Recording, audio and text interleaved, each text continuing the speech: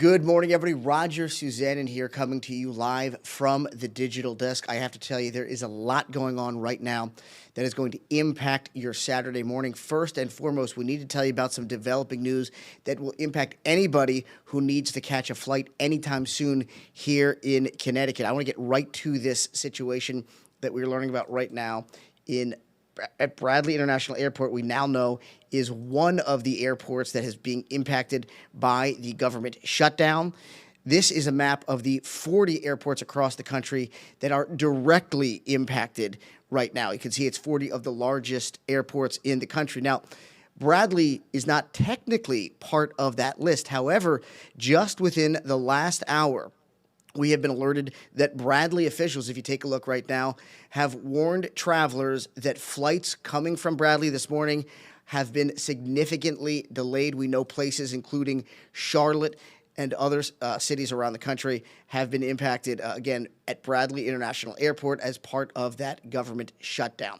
Okay, we are also tracking more breaking news this morning, this time a traffic alert that you need to know about. Take a look at your screen. You can see right now a road is closed in Middlefield because of a downed power pole. We've been told that a driver slammed into that power pole and then just took off. So this is a hit and run investigation. But more importantly for drivers right now in Middlefield, we know that Route 47 is closed between Cherry Hill Road and Maple Avenue, again in Middlefield. That is right near Lyman Orchard. So again, that is something that you're going to need to keep in mind if you are driving around Middlefield this morning.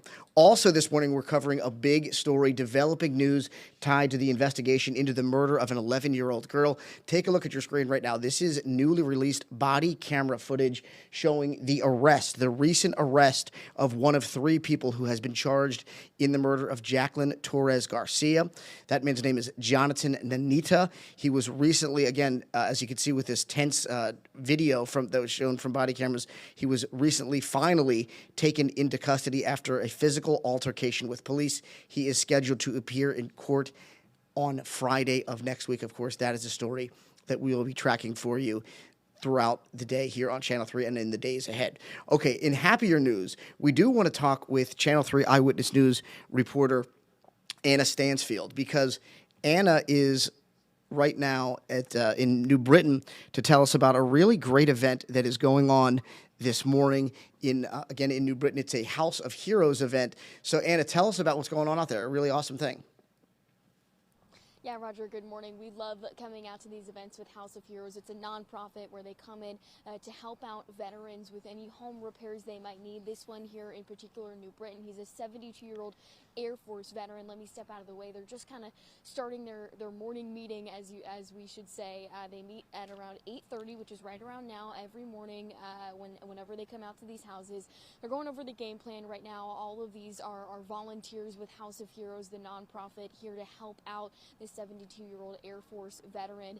We spoke with them earlier when we just got here a couple minutes ago. They say the focus today is this landscaping portion off to the side of where they're all standing. You can see they've already done a little bit of work raking out some of the leaves there. Now there's mulch bags aside of there, so they're going to repair that landscaping portion. And then on the other side of the house, there's actually a ramp that they say the veteran needs to get in and out of his house. It's just in disarray, so that's another focus. They're going to repair that as well as make it look a little prettier. So that's some of the things that they're doing. But again, we just love coming out to these events. They're so great. Obviously a nonprofit. They're here to help out these veterans in need for free, do whatever care they might need for them. So it's a great morning here in New Britain. We're going to stay out here and be covering this on our next newscast coming up at 9. And then again, we'll be on air around 9:30, showing you a little bit of progress, talking to some of these people volunteering. So it's just a great morning and some good news here in New Britain. Roger. Anna Stansfield, thank you so much for reporting live for us in New Britain. Again, we're going to hear from her again on the air at 9 a.m., bringing us, again, that good news that is coming out of New Britain with that House of Heroes event. Again, just to kind of update you about what is going on right now, we have been told that there are flights departing from Bradley International Airport this morning in Windsor Locks that have been delayed because of the government shutdown. Remember, we initially reported that 40 airports around the country were directly impacted. Bradley was not part of that list, but now they have been indirectly impacted. And of course, if you have a flight from Bradley today that is been canceled or delayed, you are feeling the brunt of that issue right now. Again, tied to the government shutdown because of the air traffic controller shortage. Also, we know that Route 147 in Middlefield, again, if you're just waking up with us, is closed right now, right near Lyman Orchards because of a hit-and-run crash. We'll also update you about that situation at 9 o'clock when we go on the air. And then finally, the big story that we've been covering really since last night, Jonathan Nanita has been charged as one of the 3 suspects accused of taking part in the murder of an 11-year-old girl, Jacqueline Torres Garcia. And police just released body camera footage showing the very tense confrontation and eventually the arrest of that suspect. Again, if you go to our website, WFSB.com, or check out the Channel 3 app, we will have all of that information and all of that dramatic video for you to check out right there. Okay, that's it for us for right now at the Digital Desk. But again, we hope you join us on the air at 9 o'clock and throughout the day on the WFSB News app, as well as we hope you'll stream us on WFSB Plus. Have a fantastic Saturday, everybody.